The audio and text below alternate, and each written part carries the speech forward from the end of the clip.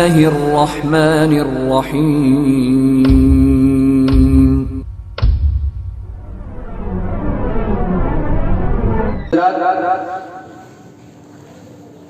اللہ تعالیٰ نے قرآن مجید کے اندر عبادات کے طریقے کو بڑی تفصیل کے ساتھ ذکر کیا ہے. آپ دیکھیں گے کہ قرآن کے اندر اور حدیث کے اندر ایک بندے کو عبادات کس طرح سے کرنی چاہیے اس کو بڑی تفصیل کے ساتھ بیان کیا گیا ہے. ہر عبادت کے دو امور ہوتے ہیں،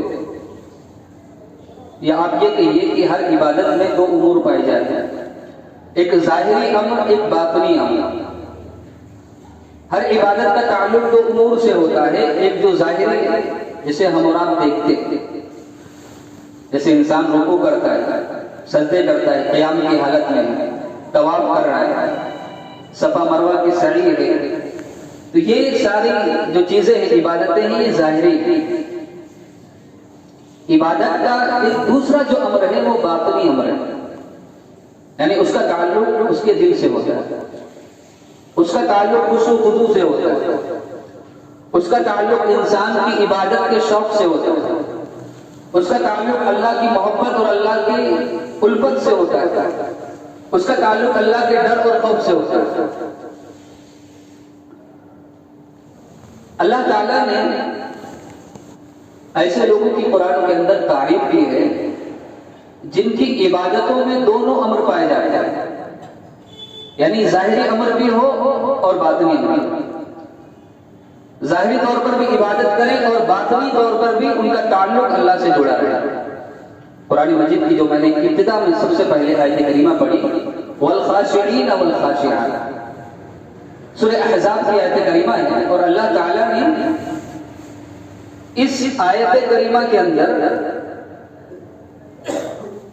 ان لوگوں کو بڑی تفصیل کے ساتھ بیان کیا ہے جن کو قیامت کے دن اللہ تعالیٰ اجر سے نوازیں گے اور بہت بڑا اجر ہوگا، اور اللہ تعالیٰ نے ان کے لیے مغفرت اور بخشش رکھی ہے. بڑی تفصیل کے ساتھ ان کی صفات اللہ تعالیٰ نے بیان کی.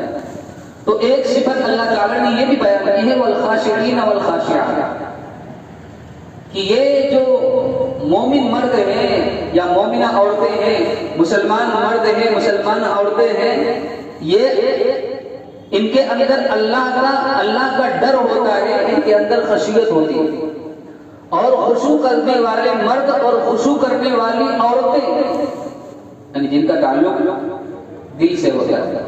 خشوع کا تعلق انسان کے دل سے ہوتا ہے، یہ ظاہری امر نہیں ہے، باطنی امر ہے. انسان ظاہری طور پر تو آپ کو دکھ رہا ہے، نماز پڑھ رہا ہے، رکوع کر رہا ہے، سجود، لیکن اس کا تعلق اللہ سے ہے کہ نہیں، اس کا خشوع و خضوع بتا رہا ہے، دل بتا رہا ہے. اللہ فرماتے ہیں والخاشعین والخاشعات، خشوع کرنے والے مرد اور خشوع کرنے والی عورتیں، عاجزی کرنے والے مرد اور عاجزی کرنے والی عورتیں، اعد اللہ لهم مغفرۃ واجرا عظیما. اللہ فرماتے ہیں ہم نے ان کے لیے مغفرت تیار کر رکھی ہے اور ان کے لیے بہت بڑا اجر اللہ تعالیٰ نے تیار کر رکھا ہے.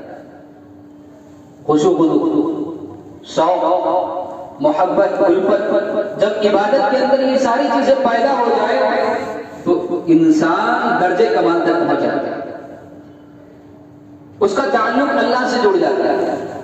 اور جس عبادت کے اندر انسان کے شوق نہ ہو، رغبت نہ ہو، خشیت نہ ہو، ذوق نہ ہو، تو پھر وہ عبادتیں بیکار ہوتی ہیں، ضائع ہوتی ہیں، وہ کسی کام کی نہیں.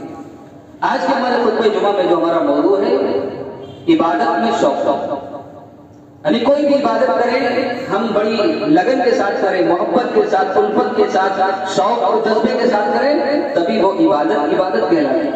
ورنہ ظاہری طور پر تو ہم عبادت کریں گے، نمازیں پڑھیں گے، روزے رکھیں گے، حج عمرے کریں گے، لیکن اگر دل کے اندر اللہ کا خوف نہیں، اللہ کی محبت نہیں، خشیت نہیں، ڈر نہیں، ذوق نہیں، شوق نہیں، تو یہ عبادتیں بیکار ہو جاتی ہیں. عبادت شوق کے ساتھ، ذوق کے ساتھ کرنی چاہیے. آپ دیکھیں کہ قرآن مجید کے اندر اللہ تعالیٰ نے بہت سارے نبیوں کا قصہ بیان کیا، اور اللہ تعالیٰ نے انہی نبیوں میں ایک موسیٰ علیہ السلام کا قصہ بیان کیا ہے، جس واقعے سے ہمیں پتہ چلتا ہے کہ نبیوں کے اندر جو ان کی عبادتیں ہوتی تھی بڑا شوق ہوتا تھا اور بڑی محبت اور الفت کے ساتھ وہ اللہ کی عبادت کیا کرتے تھے۔ موسیٰ علیہ السلام کا تذکرہ اللہ تعالیٰ نے قرآن مجید میں ایک جگہ کیا ہے۔ موسیٰ علیہ السلام کو اللہ تعالیٰ نے پہاڑ طور پر بلایا،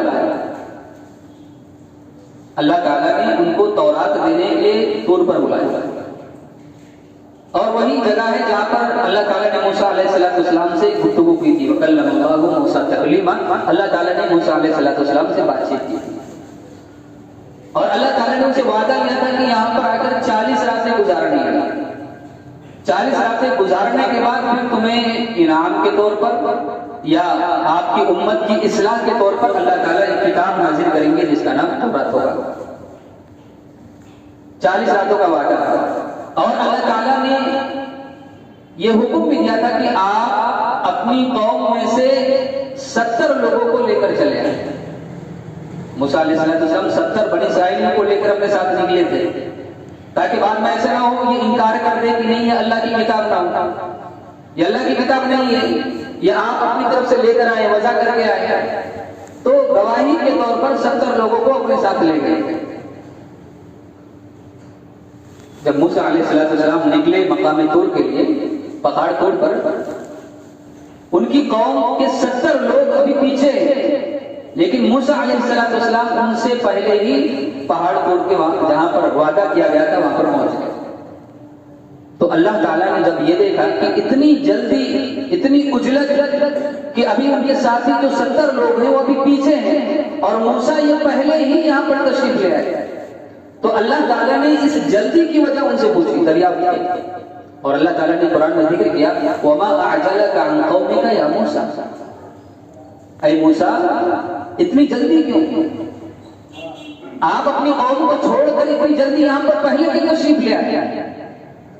تو موسیٰ علیہ السلام کا جواب دیکھیں، قَالَ هُمْ أُولَٰئِكَ عَلَىٰ آثَرِي، موسیٰ علیہ السلام نے جواب دیا کہ اے میرے رب، اے میرے پروردگار، میری قوم میرے پیچھے پیچھے چلی آ رہی ہے، وَعَجِلْتُ إِلَيْكَ رَبِّي لِتَرْضَىٰ، اور میں نے جلدی اس لیے کی ہے تاکہ تو راضی ہو جائے، تو خوش ہو جائے۔ اللہ سے ملنے کا شوق، اللہ سے کلام کرنے کا جو شوق ان کے اندر تھا، اسی شوق کے نتیجے میں وہ اپنی قوم کو چھوڑ کر پہلے وہاں پر تشریف لے آئے۔ یہ شوق، یہ جذبہ، یہ الفت، محبت موسیٰ علیہ السلام کے اندر اس قدر تھی کہ اپنی قوم کا بھی، ان کا بھی خیال نہیں کیا، ان سے پہلے ہی اللہ کے پاس تشریف لے آئے، جہاں اللہ تعالیٰ نے ان کو بلایا تھا اس مقام پر تشریف لے آئے۔ تو اللہ نے پوچھا اپنی قوم کو چھوڑ کر اتنی جلدی کیوں؟ ان کو ساتھ میں لے کر آنا تھا۔ تو کہا ہے اللہ میں جلدی میں نے اس لیے کی ہے تاکہ تو راضی ہو جائے، تو خوش ہو جائے۔ کئی دیر ہو جاتی، تاخیر ہو جاتی تو ناراض ہو جاتا، ناراض ہو جاتا۔ اگر تو ناراض ہو گیا تو اس سے اللہ تعالیٰ ناراض ہو جائے تو جانی اس کی دنیا اور آخرت ساری لٹ جاتی ہے۔ کہا تاخیر ہو جاتی تو ناراض ہو جاتا، تجھے راضی کرنے کے لیے، خوش کرنے کے لیے میں نے جلدی کی ہے، میری قوم میرے پیچھے آ رہی ہے، میں ان سے پہلے ہی یہاں پر تشریف لے۔ تو انبیاء کرام کے اندر یہ شوق بڑا تھا، وہ کوئی بھی عبادت کرتے تھے، اللہ سے کوئی ان کا تعلق ہوتا تھا تو اس میں بڑا ہی شوق اور جذبہ ہوتا تھا، بڑی الفت اور محبت ہوتا تھا۔ اللہ تعالیٰ نے قرآن مجید کے اندر ایک اور واقعہ بیان کیا، زکریا علیہ السلام کا۔ زکریا علیہ السلام کا واقعہ ہم نے اکثر سنا ہوگا، جب بھی بے اولادی کا تذکرہ ہوتا ہے اور جب امت جب مایوسی سے نکلنے کی جب بات ہوتی ہے تو وہاں پر زکریا علیہ السلام کی بات ضرور آتی ہے۔ بوڑھے ہو گئے، کمزور ہو گئے، گودا ختم ہو گیا، بال سفید ہو گئے، ہڈیاں بچی، بیوی بانجھ ہے اور اولاد کوئی نہیں، اولاد نہیں۔ اللہ تعالیٰ سے دعا کر رہے ہیں زکریا علیہ السلام اولاد کے لیے، اذ نادى ربه نداء خفيا، چپکے چپکے اپنے رب کو پکار رہے ہیں۔ قال رب انی وهن العظم مني واشتعل الرأس شيبا ولم اكن بدعائك رب شقيا، اللہ بال سفید ہو گئے، جسم کا گودا ختم ہو گیا، گوشت ختم ہو گیا، کمزور ہو گیا ہوں، لاغر ہو گیا ہوں، ضعیف ہو گیا ہوں، لیکن اس کے باوجود بھی اللہ تعالیٰ تیری رحمت سے نا امید نہیں ہوا کبھی بھی۔ جب بھی میں نے تجھ سے مانگا تم نے اللہ تعالیٰ مجھ کو عطا کیا.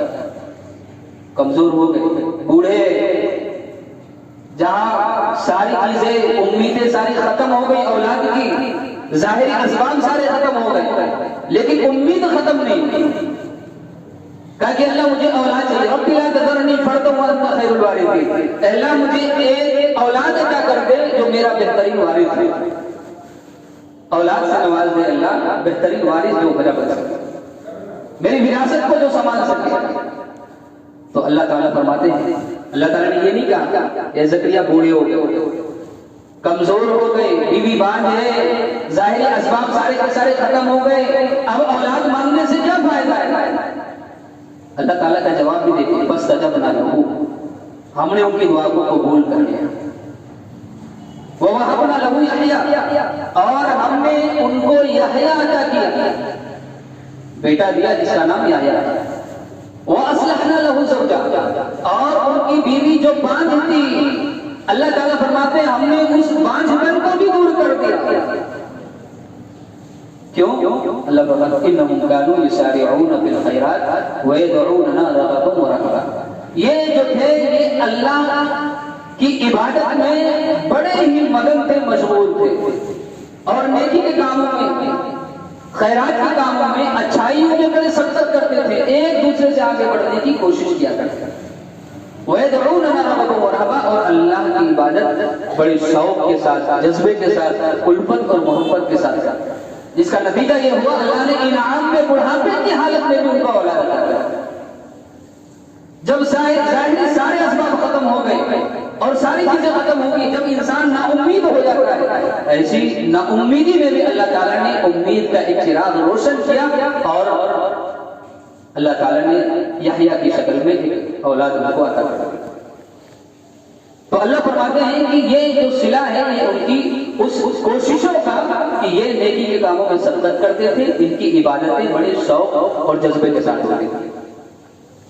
حضرات, انسان جب اللہ کی عبادت کرے شوق کے ساتھ, جذبے کے ساتھ, محبت اور الفت کے ساتھ, خشیت کے ساتھ, تو اللہ تعالیٰ اس کے لیے ناممکن کام کو بھی مشکل بنا دیتا ہے. اس کے لیے مشکل کام کو بھی آسان اللہ تعالیٰ کر دیتا ہے. ایک ناممکن کام تھا, مشکل کام تھا, لیکن اللہ تعالیٰ نے ان کے لیے بڑا ہی آسان کر, اور اللہ تعالیٰ نے بڑھاپے میں بھی ان کو اولاد عطا کیا. تو اللہ تعالیٰ نے بہت سارے ایسے واقعات بیان کیے ہیں کہ نبیوں کے اندر یہ جذبہ بہت ہوتا ہے کہ وہ ان کی جو عبادتیں ہوتی ہیں وہ سستی سے, کاہلی سے, ان سب سے خالی ہوتی ہے. ان کی عبادتوں میں شوق اور جذبہ ہوتا ہے, ان کی عبادتوں میں مایوسی نہیں ہوتی. تو ہمیں بھی اللہ کی عبادت خشوع و خضوع کے ساتھ کرنی چاہیے. ہم کوئی بھی عبادت کریں شوق کے ساتھ, جذبے کے ساتھ, ایسا نہ ہو کہ اس میں سستی ہو, ایسا نہ ہو اس میں کاہلی ہو, ایسا نہ ہو کہ آپ عبادت کریں دل کہیں اور مگن ہو, دل کہیں اور لگا ہوا ہو, اٹکا ہوا ہو. یہ عبادتیں کسی کام کی نہیں. آپ دیکھیے ہمارے نبی جناب محمد رسول اللہ صلی اللہ علیہ وسلم, آپ کی جو عبادتیں ہوتی تھیں کس قدر ہوتی اور اس میں کس قدر شوق اور جذبہ ہوتا تھا. آپ دیکھیں گے اللہ کے رسول صلی اللہ علیہ وسلم کے بارے میں حضرت عائشہ رضی اللہ تعالیٰ عنہ فرماتی, وہ نبی جو تمام نبیوں میں سب سے افضل, وہ نبی جس کے سارے اگلے پچھلے گناہ اللہ تعالیٰ نے معاف کر دیے, وہ نبی جس کے برابر کوئی نہیں ہو سکتا.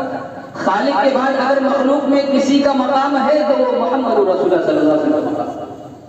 لیکن اس کے باوجود بھی عبادت کے طریقے دیکھیے, عبادت کا انداز دیکھیے, عبادت میں شوق اور رغبت اور خشیت دیکھیے. عائشہ رضی اللہ تعالیٰ عنہ فرماتی ہے کہ اللہ کے رسول صلی اللہ علیہ وسلم راتوں کو نماز پڑھتے, اتنی طویل نماز پڑھتے, لمبی نمازیں پڑھتے, کھڑے کھڑے آپ کے پاؤں سوج جایا کرتے. اتنا طویل قیام ہوتا, اتنے لمبے رکوع ہوتے, اتنے لمبے سجدے ہوتے, کھڑے کھڑے آپ کے پاؤں دکھنے لگتے, موٹے ہو جاتے, سوج جایا کرتے, ورم آ جاتا اس کے اندر. تو بسا اوقات حضرت عائشہ رضی اللہ تعالیٰ عنہ فرماتی کہ اللہ کے رسول آپ تو تمام جہانوں کے سردار ہیں, اگلے پچھلے سارے گناہ اللہ تعالیٰ نے آپ نے معاف کر دیے, اس کے باوجود بھی آپ اس قدر محنت کرتے ہیں, آپ اس قدر کوشش کرتے ہیں, اتنی عبادت کرتے ہیں. تو اللہ کے رسول صلی اللہ علیہ وسلم نے فرمایا افلا احب ان اکون عبدا شکورا، اے عائشہ اللہ تعالیٰ نے اتنا بڑا انعام مجھ کو دیا، اللہ تعالیٰ کی نعمتیں مجھ پر اتنی زیادہ ہیں، ایک نعمت کی شکر گزاری اگر میں کرنا چاہوں تو زندگی بھر بھی عبادت کر کے میں ادا نہیں کر سکتا، یہ تو تھوڑی بہت ہی شکر گزاری ہے جو میں اپنے طریقے سے کر رہا ہوں۔ افلا احب ان اکون عبدا شکورا، کیا میں اللہ تعالیٰ کا شکر گزار بندہ نہ بن جاؤں؟ میرے بھائیوں، یہ وہ ذات ہے جن کے اگلے سارے پچھلے سارے گناہ اللہ تعالیٰ نے معاف کر دیے، لیکن اس کے باوجود بھی راتوں کو اتنا بڑا قیام، اتنا طویل قیام کہ پاؤں سوکھ جاتے ہیں، پاؤں دکھنے لگتے ہیں، ورم آ جاتا ہے، لیکن اس کے باوجود بھی اللہ کے رسول صلی اللہ علیہ وسلم کا قیام ختم نہیں ہوتا، اور راتوں کو نماز جو پڑھتے تھے اللہ کے رسول صلی اللہ علیہ وسلم، اور نمازوں میں الفت اور جو محبت ہوتی تھی، جو شوق ہوتا تھا، صحابی بیان کرتے ہیں ہم نے اللہ کے رسول صلی اللہ علیہ وسلم کے پیچھے نماز پڑھی، اللہ کے رسول صلی اللہ علیہ وسلم کے پیچھے ہم کھڑے تھے، اللہ کے رسول نے سورہ فاتحہ ختم کی، سورہ بقرہ اللہ کے رسول نے چالو کی، سورہ بقرہ شروع ہو گئی، تلاوت کرتے رہے، ہم نے سوچا اللہ کے رسول صلی اللہ علیہ وسلم 100 آیتوں پر رکوع کر دیں، 100 آیتیں مکمل ہو گئی، اللہ کے رسول کا رکوع نہیں ہوا، آپ قرات جاری رہی، صحابی فرماتے ہیں ہمارے دل میں یہ خیال آیا کہ اللہ کے رسول 200 آیتوں پر رکوع کریں گے، لیکن اللہ کے رسول صلی اللہ علیہ وسلم نے 200 آیتیں پڑھی اور اس سے آگے بھی آپ کی قرات جاری ہے، رکوع نہیں کیا۔ صحابی فرماتے ہیں کہ ہم نے سوچا کہ اللہ کے رسول شاید آج پہلی رکعت میں سورہ بقرہ مکمل پڑھ دیں، سورہ بقرہ مکمل ہو گئی، سورہ نساء شروع ہو گئی، آپ کا قیام ختم نہیں ہوا، رکوع نہیں ہوا ابھی، اللہ کے رسول فرماتے ہیں صحابی کہ ہم نے سوچا کہ شاید سورہ نساء کی بھی آج تکمیل ہو جائے گا، سورہ نساء کے بعد شاید رکوع ہوگا، لیکن فرماتے ہیں سورہ نساء ختم ہو گئی، سورہ آل عمران اللہ کے رسول نے شروع کر دی اور اللہ کے رسول کا رکوع نہیں ہوا۔ غور کیجیے، اندازہ کیجیے، یہ والہانہ محبت اللہ کے رسول صلی اللہ علیہ وسلم سے اپنے خالق سے، اس قدر جذبہ نمازوں کے اندر، عبادتوں کے اندر کس قدر شوق تھا، سورہ آل عمران ختم ہو گئی، بقرہ ختم ہو گئی، نساء ختم ہو گئی، تب جا کر اللہ کے رسول صلی اللہ علیہ وسلم کا رکوع ہوا، اور صرف رکوع کی بات نہیں، یہ قیام کی بات نہیں، یہ اتنا طویل قیام، صحابی فرماتے ہیں جتنا طویل قیام تھا اللہ کے رسول کا اس قدر ہی رکوع ہوا کرتا تھا، اور جس قدر رکوع ہوا کرتا تھا اسی طریقے کے اللہ کے رسول کے سجدے بھی ہوا کرتے تھے، ہماری طرح ایسے چھوٹے موٹے سجدے نہیں ہوا کرتے تھے، رکوع ہماری طرح چھوٹے موٹے نہیں ہوتے تھے، طویل طویل سجدے اور قیام ہوتے تھے۔ بس اوقات صحابی فرماتے ہیں یہ ڈر ہونے لگتا کہیں ایسا نہ ہو فجر کا وقت ہوتا، یہ وہ ذات ہے جن کے اگلے پچھلے سارے گناہ اللہ تعالیٰ نے معاف کر دیا، یہ وہ ذات ہے، یہ وہ ہستی ہے کہ خالق کے بعد، اللہ کے بعد اگر کسی کا مقام ہے تو محمد رسول اللہ صلی اللہ علیہ وسلم کا مقام، لیکن جو نمازوں کی جو شوق ہے، جو جذبہ ہے، جو الفت ہے، محبت ہے، آپ اس سے اندازہ کر سکتے ہیں۔ حضرات ہمیں اور آپ کو کس قدر اپنی عبادتوں میں شوق پیدا کرنا چاہیے۔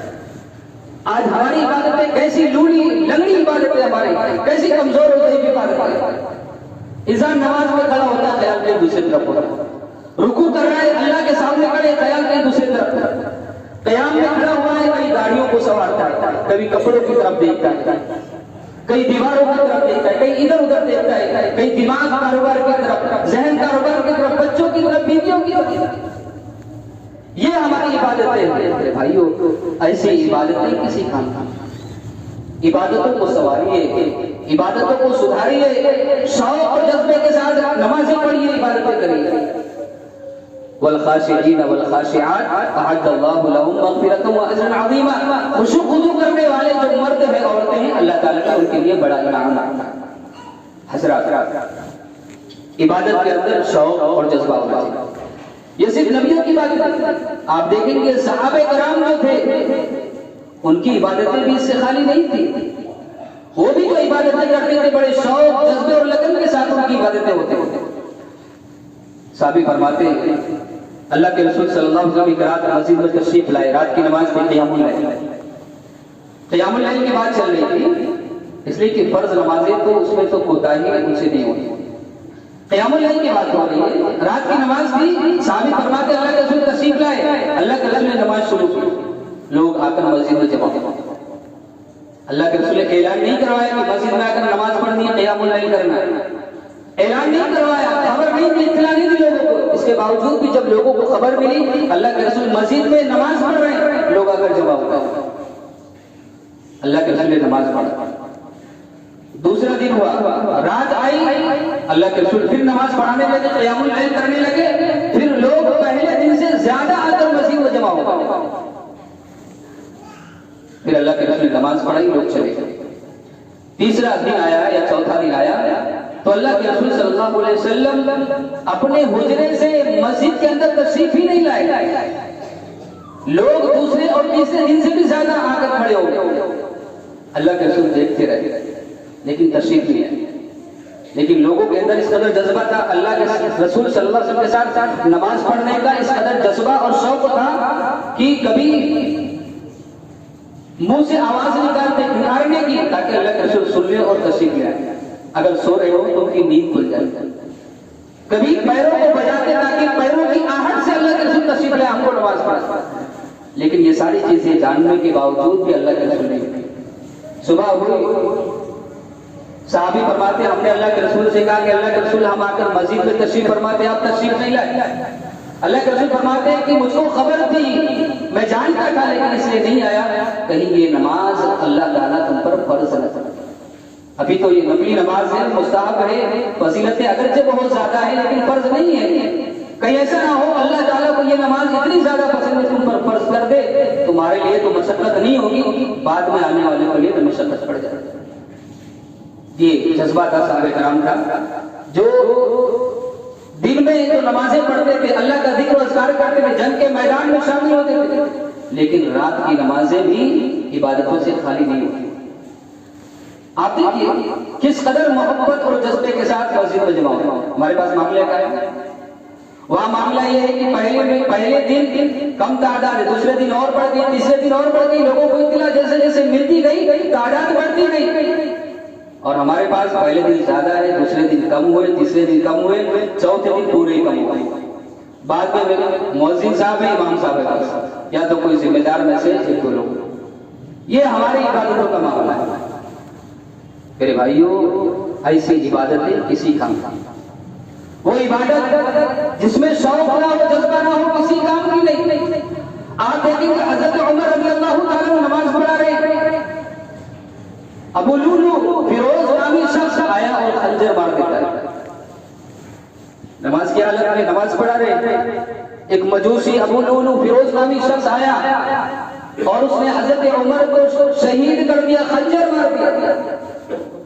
نماز کی حالت میں چاہتے تو عذر تھا، نماز چھوڑ سکتے تھے، جا سکتے تھے، لیکن جب سمجھ گئے کہ اب میں نماز نہیں پڑھا سکتا، عبد الرحمن بن عوف کو آگے کیا، آپ پیچھے ہٹے۔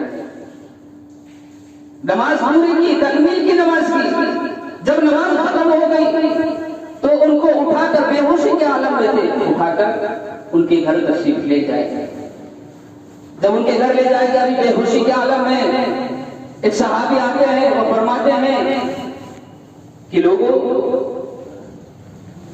کیا امیر المؤمنین نے نماز پڑھ لی ہے؟ جو لوگ وہاں پر موجود تھے کہنے لگے کہ ارے آپ کو نماز کی پڑھی ہے؟ یہاں پر امیر المؤمنین بے ہوشی کے عالم میں پڑے ہوئے ہیں، جسم کے اندر سے خون نکل رہا ہے، لہو لہان ہے، اور یہ شرعی عذر ہے اور آپ کو نماز کی پڑھی؟ کہا کہ نماز کس لیے پڑھی ہے کہ اگر امیر المؤمنین کو ہوش آیا اور اگر آپ کو اس چیز کی اطلاع مل گئی کہ آپ کی نماز فوت ہو گئی ہے، اللہ کی قسم آپ کو جسم کا اور جسم کے اندر جو زخم لگے ہوئے اس کا اتنا ملال نہیں ہوگا جتنا افسوس آپ کو چھوٹی ہوئی نمازوں کا ہوگا۔ کہ عمر رضی اللہ عنہ امیر المؤمنین ہے لیکن نماز چھوٹنے کا خوف، ڈر، خشیت ہے۔ نماز میں غفلت اور شوق دیکھیے، تلوار لگی، خنجر لگ گیا، نماز جاری ہے، نماز مکمل ہو رہی ہے۔ میرے بھائیوں، ہمارے اور آپ کے پاس کون سا ایسا عذر ہے جس کی بنیاد پر ہم اور آپ نمازوں کو چھوڑ رہے ہیں؟ کون سی عذر کی بنیاد پر ہم اور آپ چھوڑ رہے ہیں؟ نمازوں کا معاملہ کوئی آسان معاملہ نہیں۔ میں ہمیشہ کہتا ہوں نمازوں کا معاملہ کوئی آسان معاملہ نہیں۔ نماز پڑھنے والے بھی جہنمی میں جہنم کے اندر جائیں گے. وَيْلٌ لِّلْمُصَلِّينَ اگر ان کی نمازوں میں سستی ہوگی قائل ہوگی. وَيْلٌ لِّلْمُصَلِّينَ الَّذِينَ هُمْ عَنْ صَلَاتِهِمْ سَاهُونَ. سورہ ماعون میں اللہ تعالیٰ فرماتے ہیں ان نمازیوں کے لیے بھی ویل ہے جہنم میں جو اپنی نمازوں میں سستی کرتے قائل ہے. ایک وقت کی پڑھی دوسرے کی وقت کی چھوڑ, دو وقت کی پڑھی تیسرے کی چھوڑ, کبھی آنا کبھی جانا, وقت ملا تو نماز پڑھی ورنہ چھوڑ, کبھی قضا کرنا کبھی جماعت سے پڑھنا. اپنا ٹائم اپنا ٹیبل بنا لینا. جو اللہ تعالیٰ نے ٹائم ٹیبل دیا اس وقت پر نمازوں کو مقرر وقت پر ادا نہیں کرنا. فرمایا ایسے نمازی اگرچہ وہ نماز پڑھتے ہیں اس کے باوجود بھی وہ جہنم کی آگ کے اندر جائیں گے, اس لیے کہ وقت کے اندر انہوں نے امام کے پیچھے نماز نہیں ادا کی. ہمارے اور آپ کے پاس کون سا عذر, کیا عذر ہے؟ نابینا صحابی آتے ہیں 6 عذر بیان کرتے. نابینا ہو, گھر سے لانے والا کوئی نہیں, جنگلات جھاڑیاں ہیں, درندے ہیں. اللہ کے رسول مجھے اجازت دے دیجئے گھر کے اندر نماز پڑھ لوں. اللہ کے رسول نے پوچھا کیا اذان کی آواز سنتے ہو؟ ہاں سنتا ہوں. پھر مسجد میں آ کر نماز پڑھ. گھر کے اندر پڑھنے کی اجازت نہیں ملی میرے بھائیوں, گھر کے اندر پڑھنے کی. اور یہاں تو ہمارا بغیر کسی خوف کے بغیر کسی ڈر کے جب چاہتے ہیں پڑھتے ہیں, جب دل میں آیا چھوڑ دیا. نہ اللہ کا کوئی ڈر, نہ اللہ کا کوئی خوف, نہ خشیت دل کے اندر, اور مزے سے زندگی گزار رہے ہیں, عیش کر رہے ہیں اور سمجھ رہے ہیں کہ جنتی جنت میں چلے جائیں گے. جنت اتنی آسان ہے, مفت میں مل جائے گی. ام حسبتم ان تدخلوا الجنة ولما يأتكم مثل الذين خلوا من قبلكم. اللہ فرماتے ہیں اس غمان میں ہو, جنت میں چلے جاؤ گے, تمہارے اوپر وہ مشکلیں وہ پریشانیاں نہیں آئیں گی جو دوسری قوموں پر آئیں. اللہ تعالیٰ نے ان کو آزمایا مشکلوں میں, پریشانیوں میں. وزلزلوا, جھنجھوڑ دیا گیا, سختیاں آئی, مصیبتیں آئی, لیکن اللہ کی عبادت سے کبھی غافل نہیں ہوئی. اللہ کی عبادت سے غافل نہیں ہوئے کبھی. آج تو ہمارے پاس ساری سہولتیں ہیں, آسانیاں ہیں, اس کے باوجود بھی ہماری نماز نہیں ہوتی. بتائیے جنت کا سفر ہم کیسے طے کریں؟ ان کمزور عبادتوں کو لے کر, ٹوٹی ہوئی عبادتوں کو لے کر, لولی لنگڑی عبادتوں کو لے کر, نمازوں کو لے کر جنت کا سفر کیسے طے ہوگا میرا؟ اتنا آسان نہیں ہے جنت میں جانا, اتنا آسان نہیں ہے, بڑا مشکل معاملہ ہے. سب سے پہلے نمازوں کا حساب ہوگا اللہ تعالیٰ کے ساتھ, سب سے پہلے نمازوں کا حساب ہوگا. ذرا فرض کیجیے, ذرا سوچیے, ایک لمحے کے لیے ذرا غور کیجیے. آج قیامت کا دن ہے, اللہ کے سامنے آپ کھڑے ہیں, اللہ تعالیٰ آپ سے پوچھ رہا ہے آپ کی نمازوں کے بارے میں بتائیے, کیا جواب ہوگا آپ کے پاس؟ ایک لمحے کے لیے ذرا تصور کیجیے, سوچ لیجیے. قیامت کا دن ہے, اللہ کے سامنے آپ کھڑے ہیں, اللہ کے فرشتے آپ سے سوال کر رہے ہیں, اللہ آپ سے سوال کر رہا ہے, ذرا بتائیے آپ نے نماز پڑھی کہ نہیں پڑھی, کتنی پڑھی, کس طریقے سے پڑھی, کیا جواب ہوگا؟ کون سا عذر ہوگا آپ جو اللہ تعالیٰ کے سامنے بیان کریں؟ کاروبار میں بزی تھے, بیوی بچوں میں بزی تھے, شادی بیاہ میں بزی تھے. آج تو ہمارے پاس کوئی دعوتیں ہو گئی تو ہم نے نماز چھوڑ دی, مہمان آ گیا نماز چھوڑ دی, سفر میں چلے گئے نماز چھوڑ دی, تھوڑی تاخیر سے آئے نماز ضائع ہو گئی. چھوٹے چھوٹے عذر جو عذر نہیں ہے لیکن آج اس کو بھی ہم عذر بنا لیتے ہیں.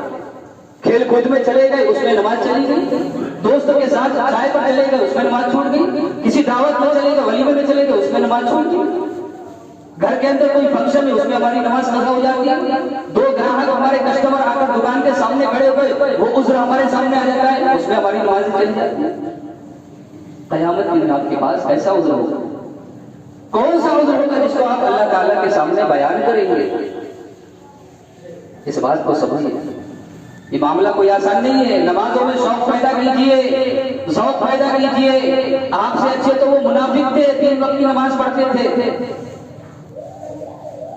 منافق بھی اچھے تھے, 3 وقت کی نماز پڑھتے تھے, عشاء اور فجر میں غیر حاضری ہوتی تھی ان کی.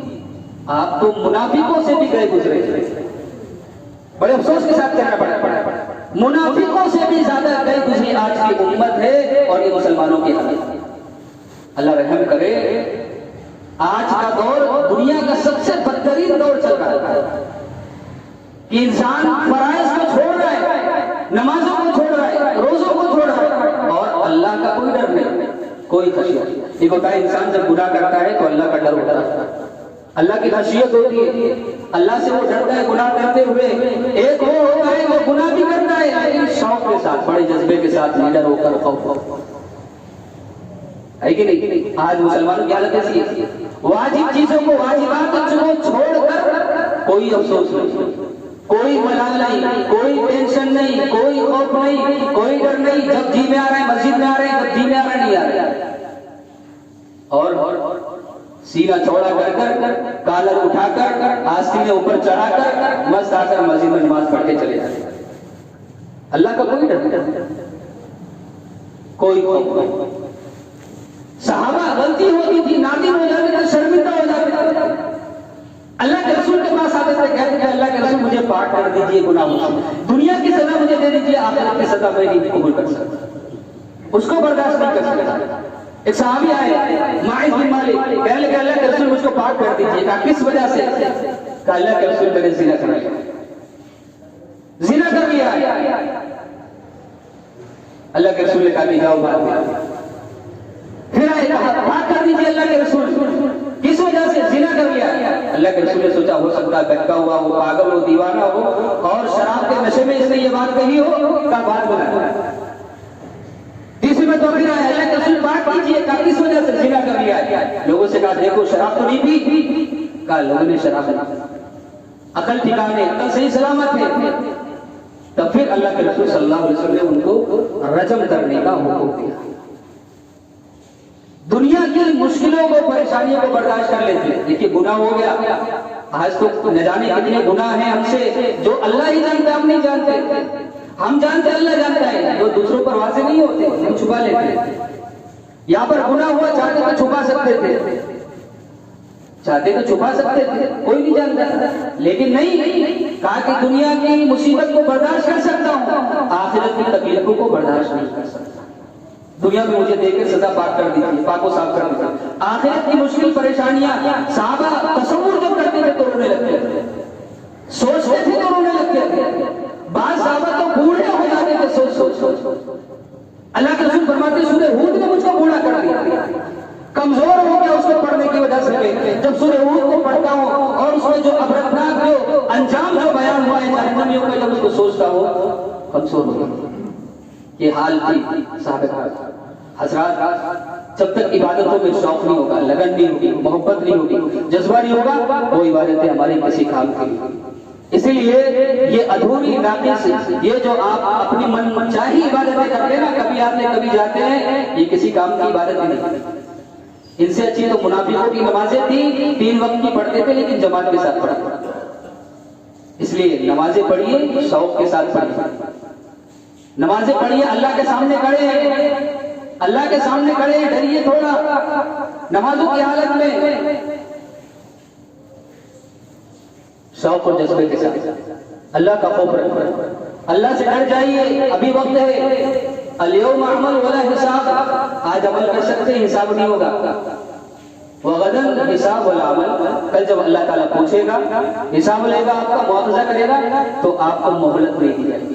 اللہ تعالیٰ سے دعا ہے بارے عامل باتوں کو سمجھنے کی اور ان باتوں پر عمل کرنے کی توفیق عطا فرمائے.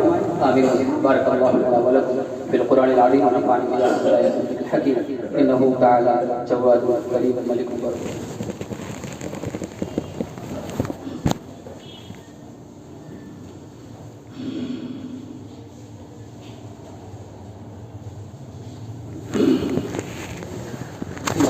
نحمده ونستعينه ونستغفره ونعوذ بالله من شرور انفسنا ومن سيئات اعمالنا من يهده الله فلا مضل له ومن يضلل فلا هادي له واشهد ان لا اله الا الله وحده لا شريك له واشهد ان محمدا عبده ورسوله. اعوذ بالله من الشيطان الرجيم. بسم الله الرحمن الرحيم. واذا راوا تجاره او لهوا انفضوا اليها وتركوك قائما قل ما عند الله خير من اللهو ومن التجاره واللہ خیر الرازقین. اللہ تعالیٰ سورہ جمعہ کے اندر فرماتے ہیں کہ اللہ تعالیٰ کے پاس جو ہے وہ بہتر ہے.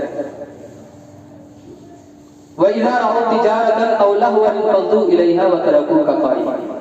اللہ کے رسول خطبہ دے رہے تھے, سامان بکنے کے لیے آیا,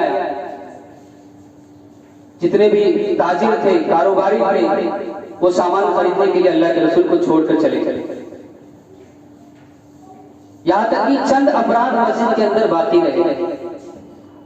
خطبہ چالو ہے، اللہ کے رسول خطبہ دے رہے اور خطبہ چھوڑ کر چند افراد چلے گئے۔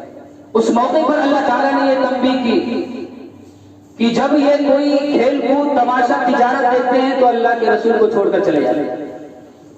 قل ما عند اللہ خیر من اللہو ومن التجارہ، اے نبی آپ کہہ دیجئے ان سے اللہ کے پاس جو ہے وہ بہتر ہے اس چیز سے، تمہاری تجارت سے، کاروبار سے، جو اللہ کے پاس ہے وہ بہتر ہے۔